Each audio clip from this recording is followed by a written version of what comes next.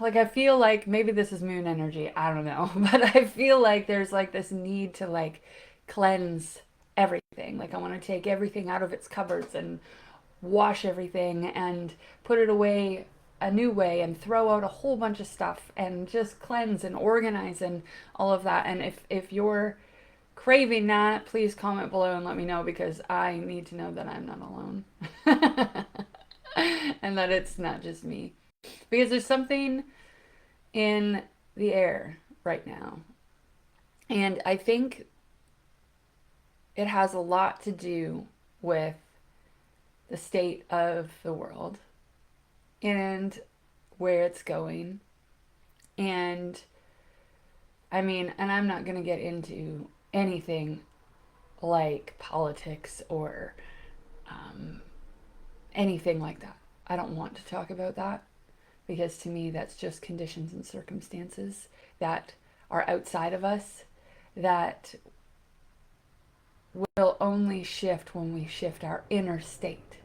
Because it's insanity to think that the frame of reality you're living in will change if you, the creator of the frame of reality that you're living in, does not change first. Your shift precedes the shift in the world, just as mine does, in my experience of the world. And so, what I want to talk to you guys about today is in that line of, you know, why do we feel like we need to cleanse right now? Why do I feel an itch for this to just wash everything away and start new? And I know that spring is on the way and you know, we have that spring cleaning and the idea of freshness and rebirth and renewal in spring, but it's more than that. It's deeper than that. So if you're feeling this, also please comment below and let me know. I cannot see your comments right now, but when I am done and I can take a look, I will definitely check and see who is feeling it. And the reason why I want to talk about this is because of the state of the world. Like, I was watching a podcast last night from the School of Greatness, the Lewis Howes podcast, and they were talking about the direction the world is going um, as far as like our humanity and our divinity and our illnesses and how depleted and controlled and fearful and exhausted we all are. And I have to tell you, as I was watching this and listening, and I did some journaling, and I was thinking, like, this is not what we are here for.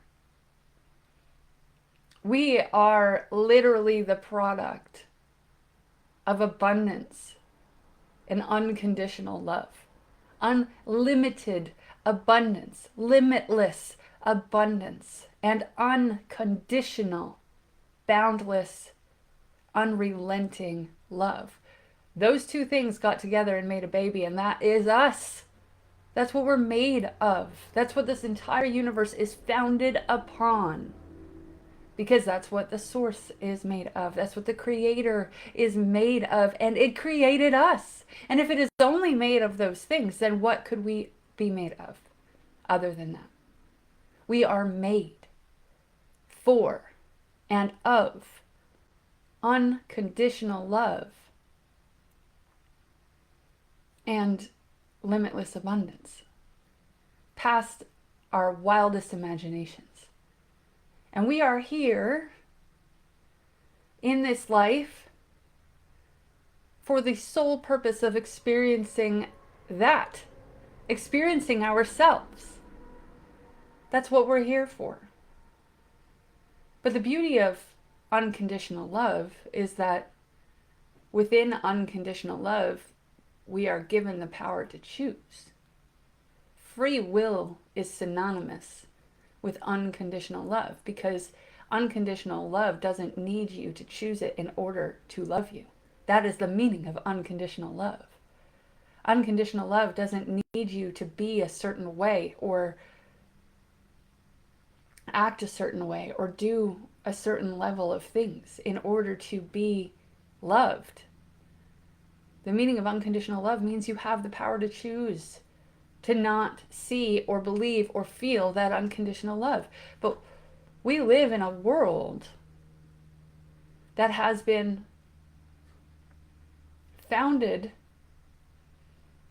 shifted, manipulated on the idea of lack, that we aren't enough on our own, that we aren't good enough, because the world, and I don't mean the universe and life that we live, but I mean the world, the societal structures are built upon greed, upon capitalizing on human suffering. And so we all live in this imaginary world of lack and scarcity and this feeling that we aren't good enough. And it starts from when you are small, especially today. Our kids today, they are being held in a capacity that teaches them that they're not enough. And I'm not talking about parents. I'm talking about the world. I'm talking about society and school and the stuff we see on TV. The world today is not the world that we are meant to live in. And so what happens? We get sick. We are sick. We are ill. Because we were not designed to live in a world that reflects lack only. And that is all we see everywhere we go. And so the key to all of this is to remember that your humanity is divine. It is a superpower. It is incredible. No matter what the world teaches you, no matter what the medical system teaches you, no matter what any of this world that you've been in has taught you, you are made for overcoming perceived limitation. And that's what all of this is. It's just perceived limitation, because in a universe that is founded upon love and abundance, lack cannot exist. It cannot actually be real except for what you choose to see. And we've been programmed to see lack and scarcity everywhere we look.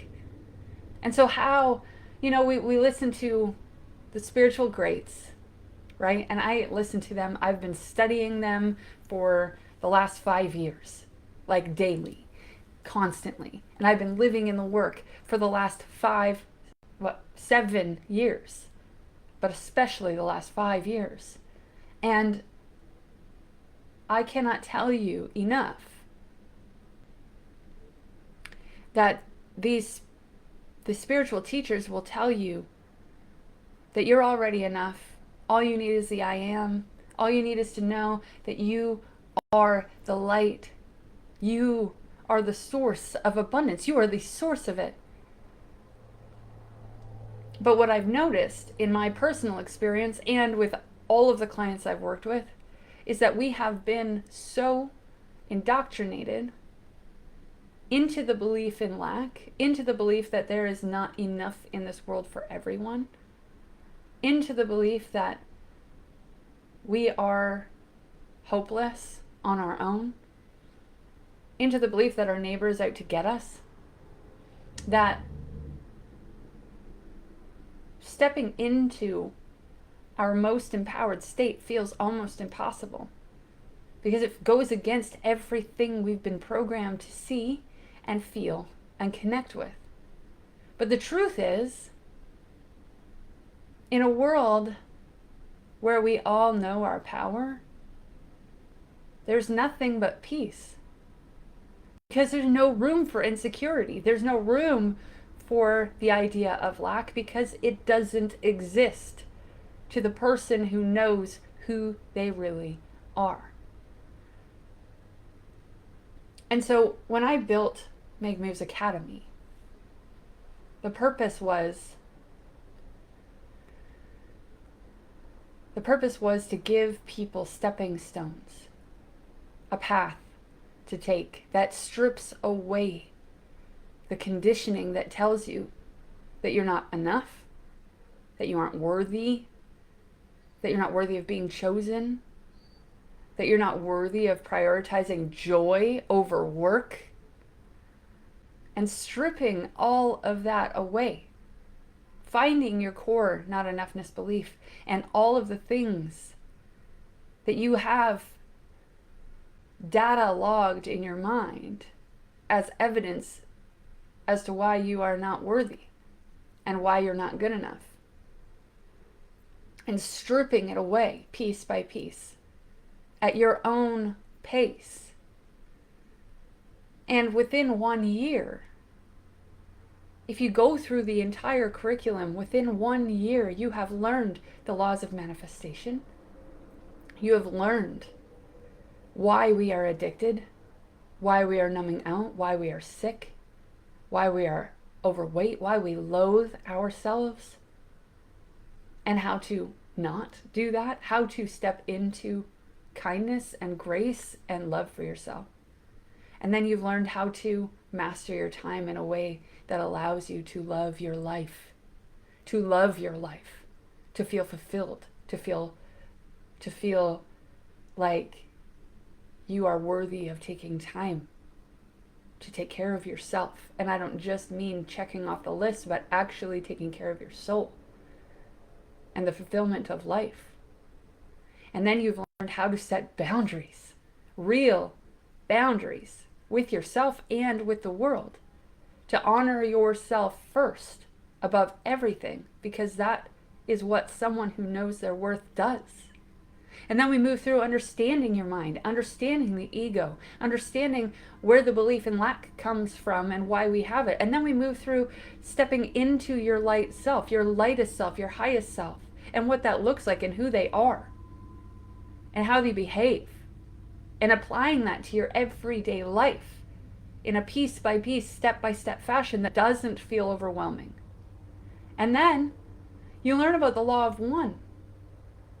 You learn deep into the law of one. You learn about oneness and about how love is what this universe is founded upon, and abundance is all that there is. And you learn from another perspective, another spiritual perspective, how to stand in that truth as your inner knowing.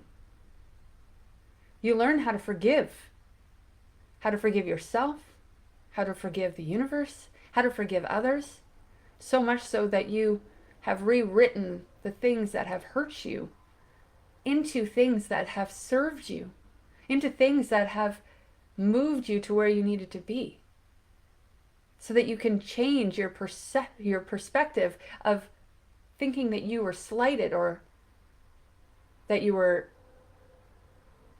forced into a position of lack, that somebody took something from you, into realizing that nobody can take anything from you, nothing that you have not given. And from that position of absolute empowerment, you see that you are and always have been the most abundant motherfucker there is on this planet. And from that place, that's where you learn how to take that power and change your reality completely.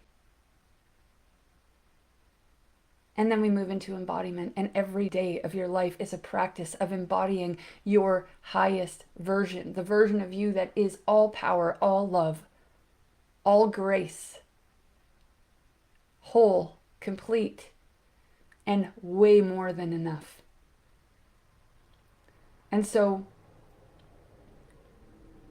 the reason why we feel so low The reason why we're all so sick, the reason why we can't find peace ever, because our mind never stops, is because of the world we've been placed in and groomed to be in.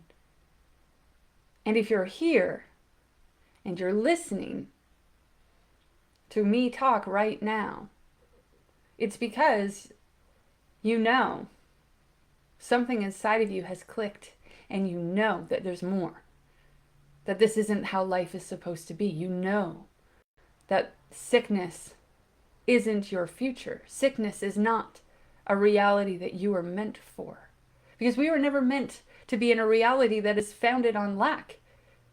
Yet we have had one fabricated for us and force-fed down our throats, and now that's all we see. And so we have to strip away layer by layer what we see to remember the truth, to make room for the truth. And the truth has always been there. You've always been whole. You've always been complete. You've always been made of light and love, and abundance is your nature. You, in fact, are what abundance is doing. Abundance is acting through you right now. You are limitless now. But similar to when the sun and the blue sky is covered up by a whole bunch of clouds, it might look like the sky is gray. And the sky has been gray for so long that we have been convinced that the sky is just gray. But no matter how many clouds you put in front of it, that sun still shines behind it. The sun is still the truth. The blue skies and the sun are still what's real. The clouds are temporary. That sun is constant. Just like this. So if you're feeling like there's got to be something else, there's got to be something more to this, like I don't want to feel like this anymore, and you're starting to feel a little angry about it, be angry about it. Let that fuel your motivation out of the clouds. Be angry for now. It will not last, because as you learn the truth, you won't need to be angry anymore.